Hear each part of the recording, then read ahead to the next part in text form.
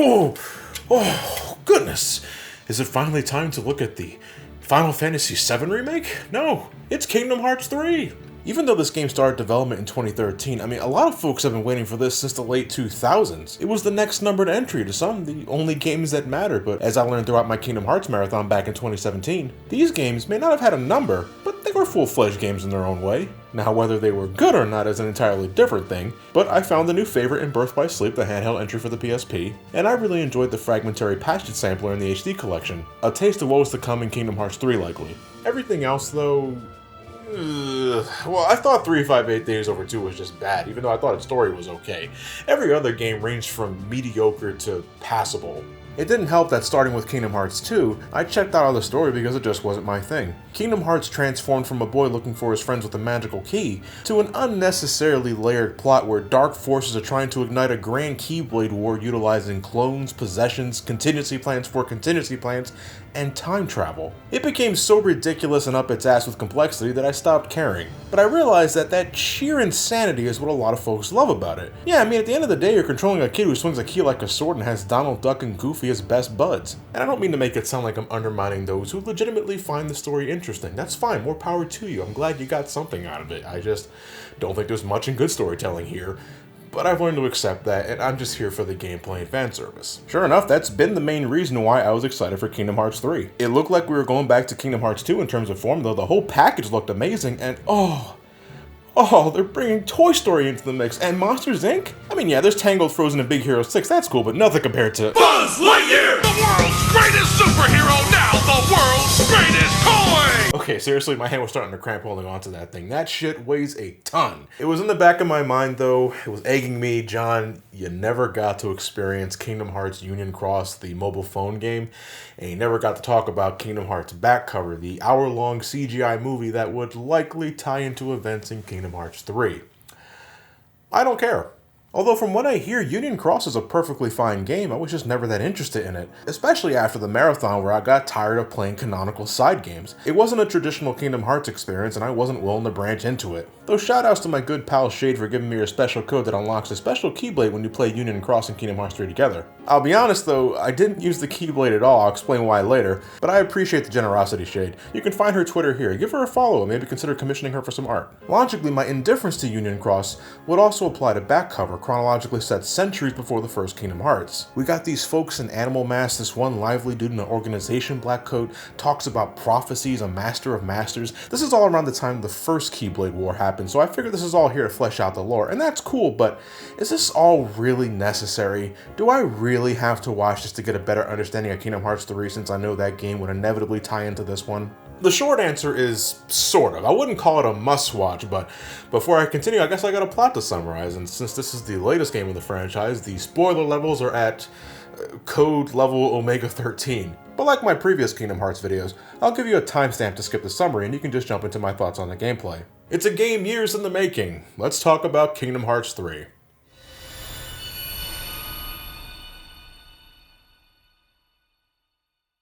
Alright, man, it's been a while, so let me see. Okay, so because Sora managed to defeat Ansem and Zenmus, the Heartless and Nobody of Xehanort, respectively, Master Xehanort was on the verge of becoming a complete entity once more. Master Yensid sent Sora and Riku to the Dream Realm to complete their Mark of Mastery exam so that they can become Keyblade Masters, and become strong enough to conquer the darkness and maybe one day find a way to rescue Terra, Ventus, and Aqua, former Keyblade warriors that all had a really shitty day. Sora and Riku are horrified to learn that Master Xehanort has indeed returned, and thanks to the power of time travel, he is able to recruit his younger self, Ansem Seeker of Darkness, and Zenmus into his new Organization 13, who planned on expanding their ranks by collecting pieces of darkness so that they may one day clash with 7 pieces of light to start another Keyblade War and create the fabled Keyblade, the tool necessary to unlock Kingdom Hearts. Master Xehanort attempted to make Sora a vessel for his darkness quota, but he's saved thanks to Riku, King Mickey, and Axel, who's now going under his original name Lee, since he's back to being a complete human. With his plans being momentarily stalled, Master Xehanort makes a hasty retreat along with his Blackstreet boys. Riku passes his Mark of Mastery exam and is now dubbed a Keyblade Master, but thanks to Xehanort's mindfuckery, Sora is back to square one and needs to regain all of his lost strength. Since Master Xehanort could return at any time, our heroes begin to prepare for the upcoming battle. Lee and Kairi begin their training as Keyblade wielders, Riku and Mickey begin their journey into the realm of darkness to try and rescue Aqua, who's been stuck there for over a decade, mind you, and they're only doing this now, and Master Yensid sends Sora and his companions off to rebuild Sora's strength, which also involves locating the power of waking, which is needed to restore lost hearts. Sora, Donald, and Goofy begin their new journey by heading back to Olympus to see if they can get some insight from Hercules, who's kind of been in Sora's shoes at some point, so that makes sense. Elsewhere, Maleficent and Pete are still loafing about, but now they're on the lookout for a so-called black box that, spoiler warning, goes absolutely nowhere. In fact, that gets solved about the first 15 to 20 hours of Kingdom Hearts 3. It kinda goes nowhere. I say kinda because time is spent planting seeds that have some payoff towards the end, but this journey is very much Sora's road trip adventures with a compass that's about as helpful as Jack's compass right here. Those seeds that I mentioned though? Well, let's see. Riku and Mickey attempt to rescue Aqua from the realm of darkness and it doesn't work. Back to the drawing board. Kairi and Lee begin their Keyblade training for the eventual war, all of it happening off screen by the way. Former Organization 13 members go back to living their normal lives while some deliberately become nobodies again just to rejoin the organization, although we learn that some of them have ulterior motives and are actually on the good side. It's also discovered that it might be possible to resurrect Roxas and Naminé by placing their essence inside an empty vessel, pretty much like how the Riku replica was created in Chain of Memories, and it's implied that the same could be done for Xion if anybody actually remembered that she existed. I'm still wondering the need to bring her back at all, as I find her entire character to be absolutely meaningless, but I guess we gotta make sure everybody gets a happy ending here. Replicas are the go-to answer for things in the story. How are we gonna get Roxas and Naminé back? Replicas. How are Ansem, Zembus, and the young Xehanort here? Replicas. To be more accurate, Master Xehanort used time travel to bring their hearts to the present time and place them inside empty vessels he had on standby, since for some reason, all three entities can exist in the same timeline at once. Alright, I guess that makes sense if you're gonna set up rules that way, but wait a minute, isn't Ansem Seeker of Darkness by the game's definition a heartless? You know, a being without a heart? If he has a heart at all, well, doesn't that kind of fly in the face of the whole fucking naming convention? My buddy Derek from Game Explain made a good counterpoint to this and said that the Heartless always held captive hearts, so it's likely not his at all. So then I have to ask, okay, well, whose is it then? Is it Riku's? Is it his heart from when he was possessed in Kingdom Hearts 1? Then who's this asshole? Is it the replica from Chain of Memories? Then who's this asshole? Is this also the replica from Chain of Memories? Shut up! Okay, moving on. Now this sounds like a bunch of stuff, but these only sum up moments in the narrative. Story elements that happen between worlds, not too different than how Chain of Memories did things when you think about it. In a way, I guess you can see these as little rewards for finishing the last Disney World, you know, getting more out of the main story, but I don't know, man. I think we needed more of this, integrated inside and outside every world we travel through. Sora needs to locate the power of waking, but since he doesn't know where to look, he just travels world to world and does stuff. A jarring contrast to previous games where our purpose was more concrete. We travel to a world swarmed with the Heartless and steal the keyhole so that the Heartless can't destroy it. There's no keyholes this time, no worlds to awaken, no glitches to clean up, none of that, so I'm sort of caught off guard when the world ends. Like, you knew when it happened before, but now it's like, oh, I guess the power of waking is not here, so you guys want some Denny's? And like before, the plots inside the Disney worlds have little bearing on the story. That's been the case since the original, I know, and I know I should be more interested in what kind of story the Disney worlds want to tell, but some miss the mark. Arendelle, Kingdom of Corona, and the Caribbean are just blatant rehashes of the respective movies with no context given to anything. You guys remember Let It Go, right? Well, here you go. It's just thrown in there. You like at World's End, the third pirate movie? Here you go, now on the PS4. It comes off as Sora, Donald, and Goofy giving us a DVD commentary track on the films. I've never seen Tangled, I feel like I'm missing out, but as of this video, I still haven't watched it, and this world didn't do a damn thing for me. The plot felt so disjointed. Like, I felt the way things progressed would have made more sense if I watched the movie, but the game doesn't bother elaborating. Stuff like this ends up making their respective worlds a little mundane to travel around. Kingdom of Corona was too much of a straight line of progression, all for a story I didn't find very interesting, so that also didn't help. And Arendelle, Jesus, you fall off this fucking mountain like, what, 3 times just to get to the Ice Palace, and for what?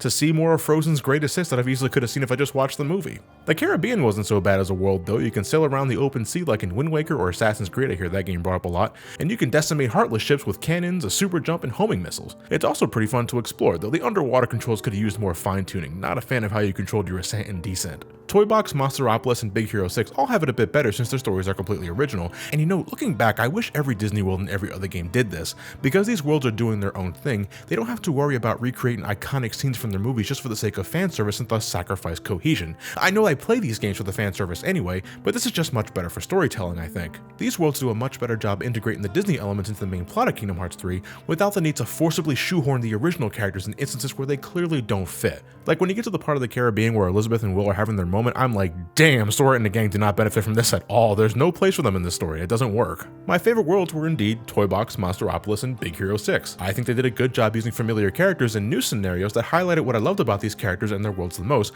while giving them standout moments in the context of Kingdom Hearts. I loved when the Heartless possessed the giant dragon figures in Toy Box because they still move like toys when you fight them, and all I could think about was, Orc hungry! Orc want eat! When Woody tells off young Xehanort because he also couldn't give a shit about the overarching plot either, it's just great. And when Mike and Sully throw Vanitas through a door and then throw those doors into other doors and then shred the last one, that was perfect. Those are moments I yearned for in Kingdom Hearts, and you'll never get me to hate Baymax. Okay, back to the story. Eventually, Riku and Mickey find themselves in another jam when their second attempt to rescue Aqua goes about as well as expected, but Riku presses the Sora reaction command in the nick of time and Sora flies in to make the save. It's said that Sora couldn't help Riku and Mickey with their mission previously because Sora lacked the power of waking, but that's just sort of brushed off here. I like to think of it as Sora telling Yensid that, dude, you ever think that maybe you're just wrong here? And then Sora heads down and proves himself and it works. Aqua is finally rescued. It's a tearful reunion, but there's no time to waste. Their next stop is Castle Oblivion, where Aqua left Ventus to sleep. She transforms back into the land of departure, something I like just for the music alone, and Ventus is right where Aqua left him, and I seriously hope muscular atrophy is not a thing in Kingdom Hearts. But before Aqua can manage to do anything, Vanitas suddenly returns to attempt to rejoin with Ventus, but it's at this moment where Sora learns that the power of waking was inside him all along. Really kind of makes the whole journey before this kind of meaningless, but whatever. Sora uses the power of waking to give Ventus that much needed wake-up call, and the young man finally awakens, sending Vanitas packing for the time being. Everybody's all slowly coming together, and now since Sora has the power of waking back, it's time for the final confrontation with Master Xehanort at the Keyblade Graveyard. With Keyblades in hand, our warriors head straight into the battle and get their asses collectively shipwrecked. Straight up, I think everybody dies, including Sora, but thanks to his inner power and help from Kairi because the writers had no idea what to do with her, Sora manages to bring himself back from the brink, travels in time before everyone bit the dust, and wipes out the Heartless with special help from this dude who's from the mobile game, I think, and his internet ban of shit posters. It's only a small victory, however, for there's still the matter of the new Organization 13, consisting of all kinds of familiar faces. The gang pull their powers together, though, and manage to wipe out everyone except Master Xehanort. In the middle of all this, Terra is brought back from the brink after Sora manages to laser blast the Xehanort out of him with help from Xehanort's guardian? Was Terra inside this thing all along? There's also a moment where Terra's lingering will shows up to face off against his possessed body, but then he just vanishes off screen after this. Did he shift his willpower into this thing between fights, or are they trying to say that he was always this thing?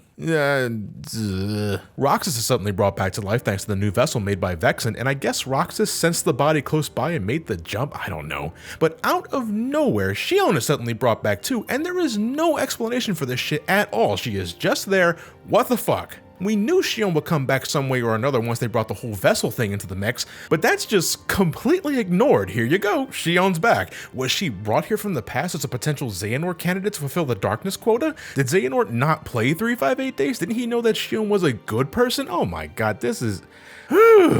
Alright, well, Master Xehanort is all that's left, but it turns out everything is going according to his plan. By having the 13 darknesses clash with the 7 lights, them being the organization and the heroes respectively, the Keyblade is about to be formed, but Master Xehanort needs one more clash between light and darkness, so he provokes Sora into attacking him by murdering Kairi. Fucking hell, poor Kairi, a means to an end until the last breath. What an utter waste of potential. So Sora and Xehanort clash, leading to the creation of the Keyblade, and thus Kingdom Hearts is at last summoned. All hope seems lost, but the gang suddenly gets the idea to use Xehanort's time travel powers against him and take the battle to the past, where Master Xehanort is once and for all defeated. And then, believe it or not, we get the most bullshit part of the story, and I already mentioned the Xion shit. After Master Xehanort is defeated, the spirit of Master Ericus returns, and the two begin having their old-time buddy chats, where it's revealed that Master Xehanort wanted to use Kingdom Hearts to wipe the slate clean since he believed that the balance between light and dark was off kilter, and that humanity needed a second chance to keep the darkness in check. What a crock of shit! This is the same guy who manipulated countless people, did untold harm to countless worlds to spread darkness all across, and he's also kind of the reason Master Ericus fucking died. And now they're trying to tell me that this dude had good intentions? Fuck off with that shit. Even as someone who checked out a while ago, you can't ask me to swallow that. No, sir. But the day is saved and Sora gets the idea to use the power of waking one last time to rescue Kairi from death. He's warned earlier that using the power of waking too many times would destroy himself, but he goes through with it anyway because fuck it. He's done something similar to this before, what's one more time? Kairi's brought back to life and everyone heads back to their homes to celebrate. It's a happy ending for all, but Sora is gone with the win to parts unknown, ending Kingdom Hearts 3. Of course, there are some loose ends that only make sense if you played Union Cross or watched Backcover, the CGI movie, but these are clearly just meant to set up future games now that we're done with what the director calls the Xehanort Saga. The return of the folks in Animal Mask, the true nature of Black Coat here, and that black box that the story straight up forgets about until now. Looks like Maleficent and Pete are not total afterthoughts like I thought, even though they still sort of are. When we eventually get Kingdom Hearts 4 and 20XX, maybe I'll finally consider picking up these games since they'd be more relevant then. But as of now, they're not, so... If you collected enough lucky emblems, you also get the secret ending that reveals the fate of Sora. Apparently, he's ended up in modern-day Tokyo, looking like there might be some future crossover with The World Ends With You, from what I could gather.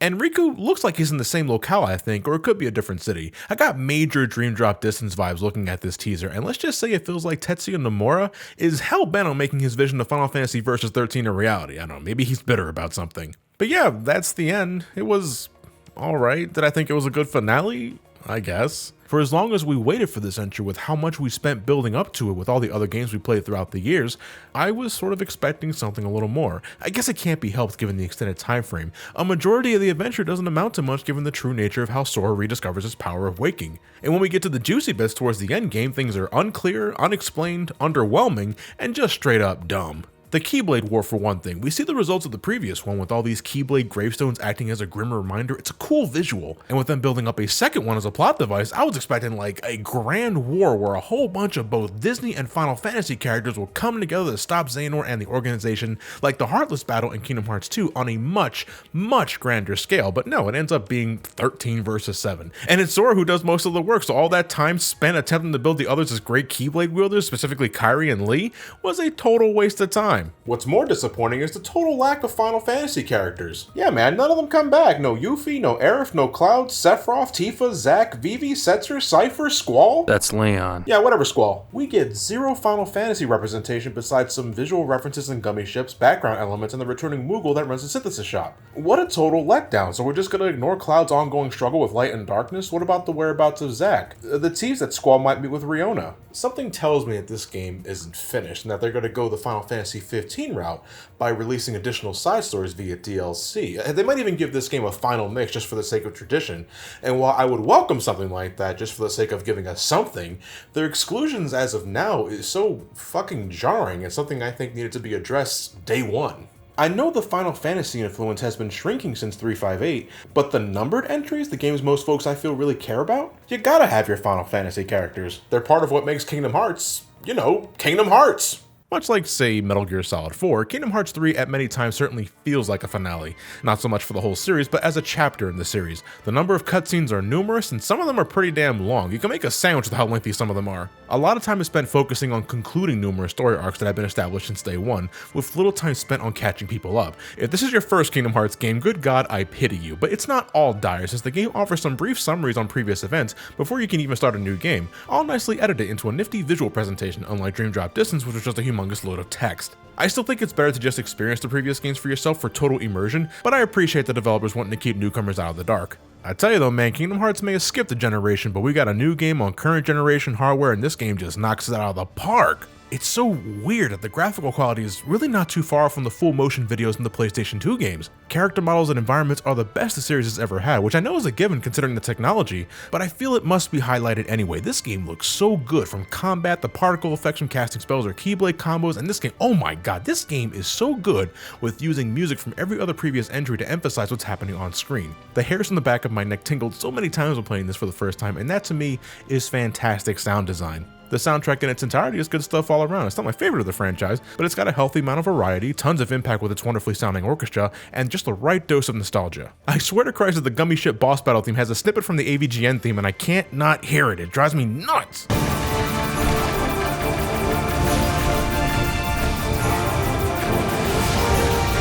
But god, the added powerhouse obviously bleeds into the world design too, and I was a little worried about this once I caught the trailers for this. I saw the scale, the scope, the worlds look positively massive, and I feared that these worlds would look beautiful, but be as empty as those in Dream Drop Distance. Nope. Not the case here. These are not only some of the biggest worlds in the Kingdom Hearts series, but there's plenty to discover, plenty of treasure to collect that actually means a damn, and oh, actual townspeople! Oh, and they have conversations with each other! Hey there, I'm Sora!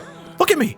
You're people! Oh, look what I can do! Look what I can do! Woo! Yeah, let's dance! I don't know what the fuck I'm doing, but let's keep doing it! I know this doesn't seem like much, but I'm glad they took the time to inject more life into these worlds. It goes a long way in making an environment livelier for me, more visually interesting. We're done with these barren wastelands, and now we got folks on the streets, folks on rooftops, and that's great, man. They sort of dialed back your acrobatics for exploring worlds. Flow motion is back from Dream Drop Distance, but it's limited at first to certain maneuvers and doesn't get as crazy as before until you level up considering. So from the get-go, you're more grounded, but that's okay. I think that's the better choice for breaking you into new worlds without overwhelming new players. But you can still get higher jumps, the ability to glide large distances, and shit, you can even use shot lock commands to zip across certain points when you're able, so you're certainly a speedy little shit when needed. I'm on and off with the returning gummy ship missions. When fighting enemy ships and bosses, it's as energetic as it was in Kingdom Hearts 2, and that's fine, but they wanted to bring back the explorative element from Kingdom Hearts 1 where you had to physically travel to new worlds before entering them. The systems you fly across are pretty big, and there's a healthy amount of treasure to find for your characters and your gummy ship, which you can once again spend loads of time customizing given how many options there are. Different blocks, different textures, different weapons, all the good shit that made gummy building fun previously, only with way more to choose from. The gummy controls when exploring are a little stiff for my liking. Maybe I didn't put enough emphasis on maneuverability, though I'm willing to label this whole thing harmless, since if you want, you can just make a beeline towards your next destination and set waymarks to make the journey easier. The gummy ship sections are as long as you make them out to be. To some they might be intrusive, to some they might be meaningless. To me they're just there, which I guess could be considered tradition at this point. But let's talk about the gameplay now though. I had a feeling I knew what I was getting into thanks to playing Fragmentary Passage, but this only scratched the surface. Not only does this game bring back the fleshed out combat system of Kingdom Hearts 2, but there's a little bit of every Kingdom Hearts game in this. You're now able to equip up to 3 Keyblades at once, which you can switch with the D-pad at any point. You can't dual wield any of them unfortunately, but it's not the end of the world. Between battles or in the middle of the fight, if you got the technical finesse, you can probably pull off some stylish combos. I didn't use this feature much though, to be honest. Maybe it's because with every other game you played, you stuck with your favorite depending on your current build, and that was that. And in this game, that's still a way you can approach things, because now you can power up Keyblades. If there's a particular Keyblade you like but don't like the idea of replacing it with one that's slightly stronger, yes, but doesn't hit your aesthetical preference, you can now use synthesis materials to increase the strength and magic power. You might even unlock a passive perk for it. So if you're a fan of the original Keyblade design, you can now carry it until endgame. With enough time and levels, your Keyblade combos can and will get flashier, longer, and more impactful. And from what I can tell, Donald and Goofy are far more capable as party members than they ever been. Even though you can still set preferences with how they act in battle, they're damn good at applying extra damage that can help Sora with special combo finishers, and in Donald's case, his emergency healing was never ill-timed and I didn't have to worry about blowing away my MP prematurely. Both, once again, have special limit commands to have them do special techniques, but now these attacks don't cost any MP, it's like they have their own command styles. On top of all this, extra party members in other worlds no longer have to be swapped in or out. You want Woody, Buzz, Donald, and Goofy to be in your party at once? Well, there you go. You can have a total of 5 party members this time around. It's insane. Whether you go for a physical build or a defensive build or a magical build, the abilities you unlock will help you focus on your preferred playstyle. But let's be real here, magic users got it good. Spells have always been sort of broken in Kingdom Hearts. I can't think of a game where magic wasn't substantially helpful. In Kingdom Hearts 3, even if you put the slightest focus on building your magic stat, the damage output is ridiculous. I got so much mileage spamming fire, thunder, and water spells because they were excellent in hitting their targets and dealt so much splash damage, literally in the water spells case. Once I got the Ever After Keyblade from the Tangled world and unlocked the combo finisher that's damage was based on my magic stat, everything just started melting.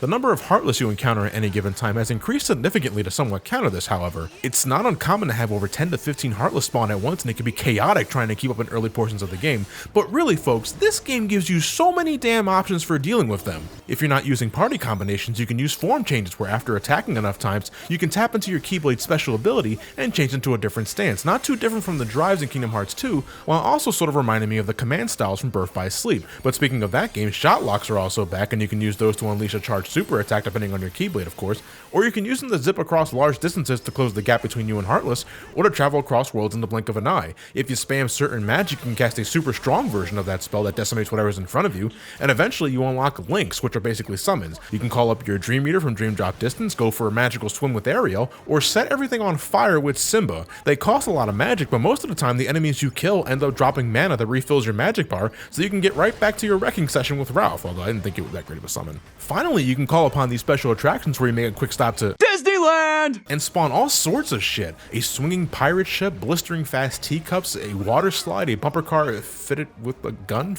and a magical carousel? Jesus. And there's still the option of creating meals with Remy from Ratatouille, because with this generation, every game needs to have food that gives temporary buffs, and I wish they didn't look so damn delicious. But you can easily find ingredients for specific meals across every world, mainly because Donald and Goofy never shut their goddamn yaps on over those ingredients nearby. And by completing some simple QTEs, you can make some 3-star entrees that increase health, strength, magic, the whole package. However, if you have to make cracking an egg a QTE, you probably shouldn't be a chef, Sora. If you can't crack an egg, I sure as shit wouldn't let you attempt to make a flambe. This is, without a single doubt in my mind, the easiest Kingdom Hearts game in the series, whether it's Heartless, Nobodies, or the Unversed that show up in one world and kind of disappear after that. The large and imposing bosses, the encounter with Davy Jones and his ship, the Titans in Olympus, nothing really stands a chance. And for the record, I played the game in proud mode for this review, the highest difficulty setting, and I still managed to breeze through this son of a bitch. If you're looking for a challenge without deliberately activating the skill where you gain no experience, you won't find it here. Given the ridiculous amount of options you have against enemies, it is insanely hard to die in this game. And there's even ways to counter that. You can purchase a special item from the Moogle shop that saves you from death one time, and it's a pretty cheap item. Should you get a game over, the game allows you to better prepare yourself without the need to reload your save file. Things are so heavily skewed in your favor in this game that it can get pretty boring. Heartless in this game are fodder to the nth degree. Once I unlocked the Simba summon, regular enemies were just experience points that showed up when I exploded the room for the 64th time. Bosses are the better experience as I expected, but even they don't take much to bring down because of how much you have at your disposal. In fact, the only bosses where I had any remote amount of trouble with was this flying dude in the Caribbean because of the different stipulations thrown at me, and the Wind Titan because of how aerial combat can be rather awkward to execute when trying to attack and maneuver at the same time. I figured post-game would give me more to do, but this game doesn't really have a post-game, and that's shocking. I mean, you still have these battle gates that are kind of like the Coliseum battles, but since you have access to all your tools, these are literally no different than normal encounters, and there's only one optional super boss, and I struggle to even call him that because this dude is no Sephiroth or Lingering Will, and design-wise, it's kind of lame. You can use your camera to locate all those lucky emblems if you want to kill the time. You can play some mini games, whether it's sledding down mountainsides, these Game & Watch inspired games that lose their appeal in no time given how overly simplistic they are. Or you can play one of the handful of games given to you by these friendly flans. But the main reason you likely do these at all is to get synthesis items to help you make the best weapons and armor in the game, but this time,